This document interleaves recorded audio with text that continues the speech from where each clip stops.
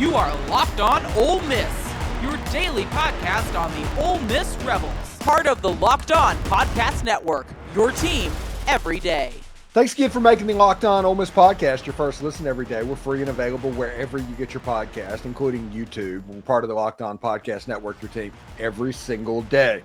I'm here with Tom Vanderford. I'm Steven Willis of the Locked On Ole Miss podcast. He is Tom Vanderford in his normal weekly spot. And yes, it is Sunday morning you watching this video if you are not a member of the site. It's because the Christmas holiday season is starting and I'm spacing out videos, and all next week is just going to be me and that morning video going on. So just beware and aware what's going on there. So Tom, since we're doing these holiday type videos to where everything's going, I can guarantee one thing, and that is as soon as I hit stop recording on my show, Ole Miss is going to get a commitment, and that happened again on Friday morning with Jaden Yates, the linebacker out of Marshall. Anyway, how you doing, Tom? Doing great, man. Enjoying this portal. It's fun watching Lane and the rest of the guys play Moneyball. You know, we got some big fish. We really have, but we've also played Moneyball. You know, I've heard great things about the Oklahoma State wide receiver, that he was underutilized, and you know he's a player. Jaden Yates, Marshall. You know, we're doing the Moneyball thing. Yeah, absolutely. And this guy was a tackling machine at Marshall. He is somebody that had like 120 tackles on the season. He ended up with a half sack, 2 fumble recoveries, 2 passes defensed, 33 solo, 82 assisted tackles for a total of 115. He's got multiple years of eligibility. He's kind of fitting what Ole Miss is doing in the linebacker room this season. Yeah, he's gonna be a great addition to our linebacker room. Yeah, and the big story, we did this on Friday, talked about that, was the bringing in of Caleb Odom. Because, this guy is just simply, in my opinion, he's the biggest transfer portal commitment that Ole Miss has gotten since Walter Nolan. And that is because of how he can make the offense less predictable, more versatile. Heck, we might even see some 13 personnel in our future, Tom. I know. He reminds me a lot of Evan Ingram, actually, Easy E. I mean, he's got a really good chance. He to me, he's what we thought Michael Trigg and Deion Smith might have been. Yeah. And we'll see exactly how it goes, but I'm just looking at the offense right now. It seems like a tailor-made offense to move seamlessly between 11 and 12 personnel over and over, and just substituting Odom for Caden Lee, and your offense can completely change series by series. Yep. And also the tempo can be a factor. It is very interesting what I think Lane Kiffin can do with these pieces that have been brought into the transfer portal. Yeah, and I think Haas is a huge key. He's got if you watch his film, he's really runs good routes and he can get open, and that's a positive. So I'm excited with that too. Yeah, and Ole Miss added Delano Townsend as well on the offensive line, the interior offensive lineman out of UAB. He's about 6'4", about 315. He played this year on UAB's team, gave up 1 sack this year and nearly 500 pass dropbacks that he had to protect against. He's from Flint, Michigan, which is weird that somebody from Flint, Michigan ended up at UAB, but, I digress on that. But he obviously was better than the level that UAB was at, and he took advantage of that first year. I think interior offensive line, you have Patrick Koutas that Ole Miss has brought in. I think P.J. Wilkins, we don't know if he's going to be on the outside or on the inside. I think Ole Miss is getting set, building up the interior of that offensive line. And I think, honestly, before anybody asks, I think Bryson Sanders is going to be the center next season. I think so, too. I hated to see Cushman enter the portal, but, things happen. There's only so many spots, Jaden Kennedy entered the portal as well. So there's a lot of movement, but like you said, man, the lineman from UAB, there's that Moneyball again. Mm-hmm. We don't chase a lot of, it's almost like if you go back and look, they pick 2 or 3 high dollar folks, and the rest of them are, Moneyball people, and Yeah. it's not good for us. Yeah, and like that Jaden Yates that brought him from Marshall, he's the candidate to be the next John Saunders. And John Saunders, he's not the money that Ole Miss spent in the transfer portal, but he might have been the best transfer portal addition that Ole Miss has made in the last 5 years. John Saunders was quietly one of the better players on the football team. Oh yeah, yeah, and he'll play on Sundays. Mm-hmm. And yeah, the guys from Miami, Ohio. I hate that we missed out on his old teammate that I think signed with Auburn. Boy, Auburn, Yellowwood's spending some money. They're desperate. Them and LSU both are desperate, and they're acting desperate. And like they just simply outbid Ole Miss for Eric Singleton, and the rumored amount that I heard paying is like $1.5 to $1.8 million. Yeah, and that's the reason Ole Miss is like, okay, we'll take Caleb Odom and Deshaun Stribling and be absolutely fine. You pay $4 million for your wide receiver unit in this unsustainable model. We're going to be just fine over here because you're the one that needs to win more than 8 games this year. You have to go all in. And LSU's doing the same thing. You remember last year, Brian Kelly's like, oh, we're going to build through the high school ranks because we're better than that. And then all of a sudden they have a rough year and it's like portal, getting everybody that they can grab. Everybody's behind the lane curve. Mm-hmm. But one thing, Hugh's going to Hugh. He's going to sign 15 quarterbacks, 28 wide receivers. I mean, that's it's amazing to me. Yeah, what's amazing is I'd love to have been in the room with Hugh Freeze whenever he saw that he was going to have to face Diego Pavia again.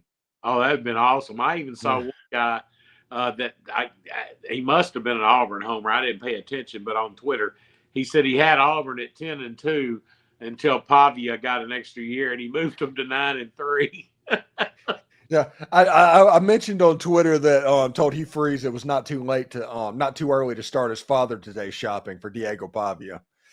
Yeah, ain't that the freaking truth? But Hugh kept saying, "I'm going to build my quarterbacks through high school," and I kind of feel sorry for the Deuce 9 because they sold him a bill of goods, told him he was probably going to play right away. And then they go out and get the kid from Oklahoma. They get the kid from Stanford. I don't even know if they're done yet. Yeah. The rumored amount with Jackson Arnold was like $2.5 million. That's the amount that's getting put out on the line. And he's got multiple years of eligibility. Yep. And the thing about it is, if Auburn wins 6 games, Hugh Freeze is getting fired. Oh, yeah. And Deuce Knight's going to end up in Oxford just like Caleb Odom did, just like Kywin Lacey did. Keywan Lacey. So, speaking of Lacey, I'm glad we got him. He's a decent sized back. I think he's 5'11", 205. So yeah, he's a good one. And we were runners up last year. Like it's been said many times. Lane said it. Sometimes it's better to be second. We were second with Caleb Odom too. Mm-hmm. So it's better, and I'm just thrilled that Lane's our coach because I think he plays this really well. All right, thanks again for making the Locked On Ole Miss podcast your first listen every day. When we come back, we will get into the Gator Bowl and we'll talk about needs that Ole Miss needs to address in the next couple of weeks in the transfer portal. Stick around for that. But first, did Rocket Money help you find any subscriptions that you forgot about or you were paying for twice? That definitely happened to me, but I had a few subscriptions that I didn't even realize I was still paying for. And Rocket Money made it so easy to track them all down. It's like having a personal assistant for your finances. Rocket Money is a personal finance app that helps you find and cancel your unwanted subscriptions, monitors your spending, and helps you lower your bills so you can help grow your savings. It brings everything together in one place, whether it's subscriptions, your spending habits, or even the goals you want to hit for the year. Rocket Money has over 5 million users and has saved a total of $500 million in canceled subscriptions, saving members up to $740 a year when using all of the app's premium features. For me, one of the best features is actually the subscription tracker. If used it to cancel services I wasn't using anymore, and I've already saved a ton. Plus, with their goals feature, I've been able to automatically set aside money for the future. No more stressing about budget every single month. I cancel all my unwanted subscriptions so I can reach my financial goals faster with Rocket Money. So go to rocketmoney.com/locked-on today. That's rocketmoney.com/locked-on. rocketmoney.com/locked-on.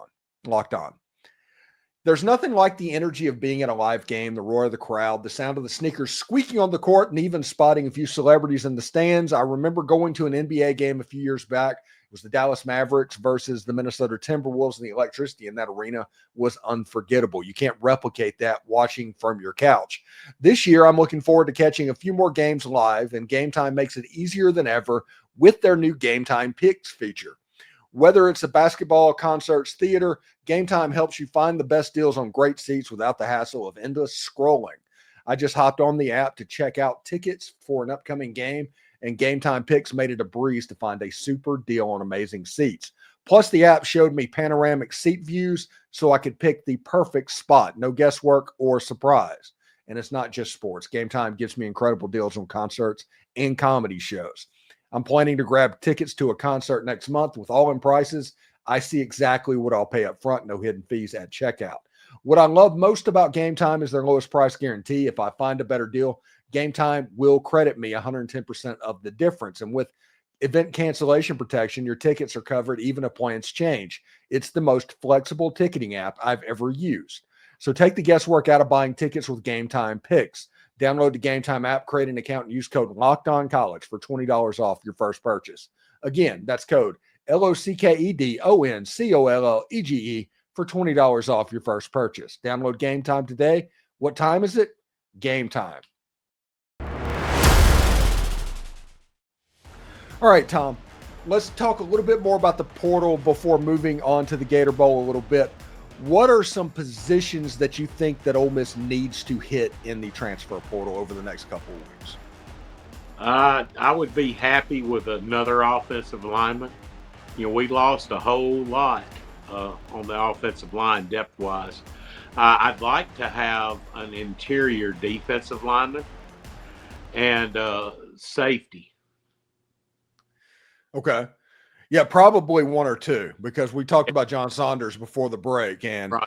Trey Washington's also playing his last game. Exactly. And also cornerback. I want a cornerback. Yeah, I'd like to have another corner. Mm-hmm. But I think with Jaden Yates coming into the fold, they're in decent shape linebacker-wise. Yeah. Most fans, all fans like me and everybody else, they all want more. So, Right. yeah. But if you're just trying to be reasonable and smart about it, you know, that is what's going on. Now, the Gator Bowl's coming up. We're about a little over a week away from the Gator Bowl at this point. And after Christmas, we'll start our normal game week type stuff on the Locked On Ole Miss podcast. But since we're not going to talk to you until the Friday before the Gator Bowl, heck, that might be the day of the Gator Bowl, if I'm not mistaken. I'm not sure, but It's on the second. I know that. I think it's the second is a Thursday. So we'll talk to you after the Gator Bowl, Right. potentially. Right. So we'll talk to you on the 3rd. Yep. So since then, what are your impressions of the Gator Bowl? Duke being without both their starter and their backup quarterback, that's problematic for the Blue Devils. And with Ole Miss having basically everybody playing, this should be a 3-touchdown win by the Rebels, right? Yes, it should. Hmm. I would love to see us go dominate that game, get our third 10-win season in 4 years. And I'm just glad that the team, you know, some of the younger people got to do some bowl practice and so on and so forth. So I'm excited. You know, I saw the Maddox kid, the defensive lineman, in a jersey. So my assumption is he got to come early for bowl practice. So, you know, those reps are invaluable. But I think we're going to do really well. My question is, I wonder if Logan Diggs is going to play. Yeah, that's interesting. He needs to. And I think that even though, okay, a lot of these players for Ole Miss are going to play, but you have to think they're going to be on a little bit of a pitch count. Yeah. Like Jackson Dart has 170 yards to break the all-time single season passing record, Yeah. which with Duke being an all-in defense, and they are a tackles loss, high risk, high reward defense. Right. Jackson Dart may break that in the first quarter. After that happens, does Austin Simmons come in? Does Jackson get his curtain call? So we'll be able to see exactly how it looks. Right. Exactly. So defense-wise, they're all playing except for Chris Paul. Yeah. And Trey Harris obviously is injured. He's not going to play Right. the game. I am interested with Trey Harris not playing and what's going on. I think Ole Miss needs to get some snaps to Aiden Williams to see exactly what you have, to determine that after the game, he's worth keeping or sending, not directing to the portal, but to see if he's somebody that can help you with Caleb Cunningham and Winston Watkins and Samari Reed and all those dudes coming in out of the high school class. I agree. We had big hopes for him, and for some reason this year he's been off the radar. I think most of that is because of all the senior laden receivers we had. But yeah, I'd like to see him do his stuff. He was the second highest rated player in the state of Mississippi when he came out. So yep, right behind Perkins. Yep. So we'll see exactly what happens. Anyway, thanks again for making the Locked On Ole Miss podcast your first listen every day. We are free and available wherever you get your podcast, including YouTube. We're part of the Locked On Podcast Network, your team every day. Schedule this week's going to be a little bit weird. This is airing on Sunday. We're going to have a Monday morning show, a Tuesday morning show, a Wednesday morning show, but that's it. There's not going to be multiple shows a day as it's going on. If something breaks, we might do a short or something like that, but don't expect Locked On Ole Miss next week to kind of expand out because we're kind of in holiday hours next week. Anyway, Tom, what do you got going on for Christmas, bud? Man, I'm off work until the 26th. Gonna have the grandkids over for Christmas dinner and the children and maybe some more relatives. When we were younger, we always went to Grandpa and Grandma's house, and now we're Grandpa and Grandma. So, yeah, we're going to do that, and I'm hoping everybody has a hotty-toddy Christmas. Hotty-toddy, buddy. Have a Merry Christmas, and I'll talk to you after the holiday, bud. Yes, sir. All right.